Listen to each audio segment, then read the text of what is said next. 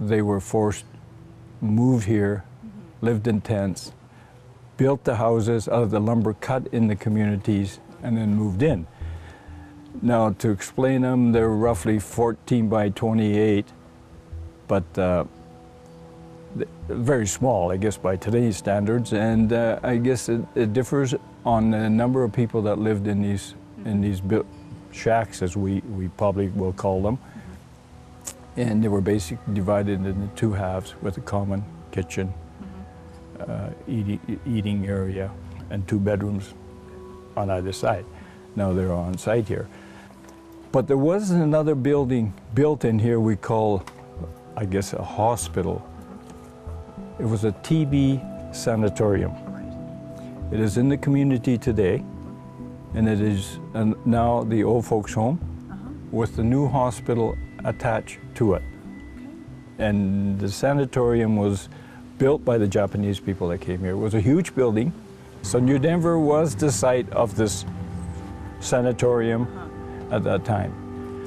The other thing, there was bathhouses here, and oh yeah, there was, because there was no running water in most of these buildings, no electricity. That didn't come in until probably '54 when they rearranged them. There was some of them on the main highway where there was electricity. I guess they run the electricity. They run the power in one side and out the other. So if you hung a light bulb here, it was on, and if you were at the end of the line, it was just an orange glow. Because in those days, power seems to, as you use it, there's less and less on the end. Yeah. So, it was quite a shock for some of the people that moved into these shacks from Vancouver. I guess you hear stories, but we know people that lived in shacks all over BC. But I guess to me is they lived by choice then in those places. These people weren't forced to live here. And I think if you can, go in the bush like you're a trapper, live in a cabin, very basic, you choose to, and maybe it's not the same. If you came from Vancouver and you're a doctor, lawyer, and had suits and that, these houses were probably not too much suited for people wearing suits and that.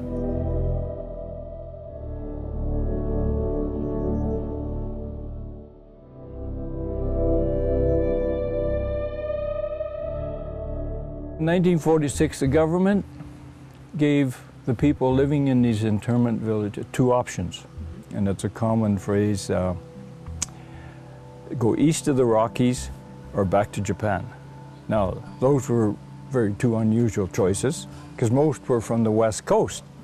Vancouver Vancouver Island was where they came from. So that's where their interest was.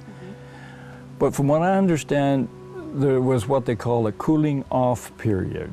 In other words, from 46 to 49, the only two options were those two. They didn't want them going back to the West Coast. So a lot of the people took the option of going back east. Like, that's how the Japanese community, Toronto was a huge center, Montreal had a few, Winnipeg had a huge, Hamilton, a few in the prairie provinces, and Alberta had a few. But after the Japanese were moving out, there was a lot of these houses left, and some of them were empty, and the street layout was, this was not in the grid pattern as streets are. 1954 it happened. Okay. And the local village decided that, okay, they're going to expand the village into here. They came in here, laid out the blocks, the streets, right, rearranged all these houses to face the streets, put septic tanks in, right, run water to them, right, and the people that were living in the house, that house was deeded to them. So the last person in that house got the house. All these other people that came and went, they moved on. So the ones that stayed. So now the community was sort of one. Yeah.